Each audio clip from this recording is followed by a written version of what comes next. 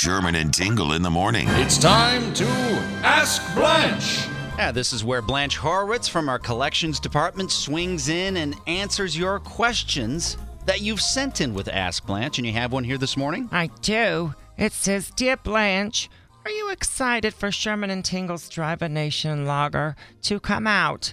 Hope to see you June 17th at Crystal Lake Brewing so I can chug one with you. Tony in Schaumburg. Hello, Tony. Yes, I am very excited for the Sherman and Tingle Drive a Nation lager. And I will be at Crystal Lake Brewing on the 17th. I will be there. You're going to come out? I am. Good. And I'm hoping someone will keg stand me. I will say, though, I hope it's a keg stand that doesn't end badly. Last time I did one, my dress fell down over my torso when they hoisted me up, and I was wearing Depends that were full. And then the frat boys pulled me away too fast, and my denture stuck to the tap valve. It was a mess. Wow. I'm sure it was great for viral video, though. Oh, my goodness. I bet there is a video out there. You know, speaking of beer, I'm going to tell you a story about a beer that not many know. Back in 1925, my girlfriend, her name was Stella, she was an immigrant from Belgium, and she came to America with a dream to open her own beer business, but she had no money. So to try to raise money, she had the audacity to start an adult bookstore that was extremely taboo at the time. I was going to say 25. Oh my goodness, it was so taboo. She opened the first shop in Des Plaines. It was 2179 East Toohey. I'll never forget. I believe it's called Tiffany's Restaurant today. Anyway, she named the store Art, A-R-T, which was confusing because many people came in looking for actual art, and when they walked in, they got a pleasant surprise.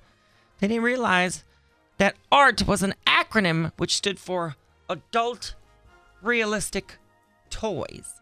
That's what the acronym for. I was not aware of that. Long story short, the business failed and she became an alcoholic, which is the best thing that happened to her because she eventually moved to Biloxi, Mississippi and became a lady of the night for many of the young Army recruits headed off to war. Now, one of those recruits / clients, his name was Eugene Jerome.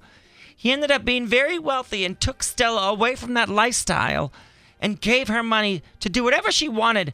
And Stella eventually opened up a business and started her own beer. It was called Stella Artois. Artois? Yes, and that's what you drink today. That is not. It's Artois. It's no, Stella Artois. No, that's what you're wrong. They changed the pronunciation to make it sound fancy. But if you look at it, the spelling is A-R-T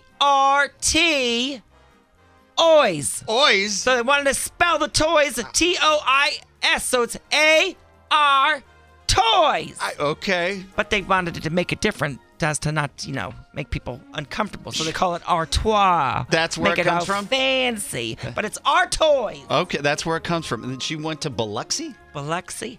And she was with the servicemen and having a wild lifestyle back then. With whom? Eugene Jerome. Oh. Jerome. Jerome. Jerome. Yes, Jerome. correct. Wait a minute. They made a movie about that. Jerome. They did. Biloxi Blues. Get out of That's here. what. Jerome. That's Christopher Walken. That. He was yelling at Jerome. Well, what Matthew do you Broderick. know about that? Thank you, Blanche. The Sherman and Tingle Show. Mornings on 97.1 FM The Drive, Chicago's classic rock.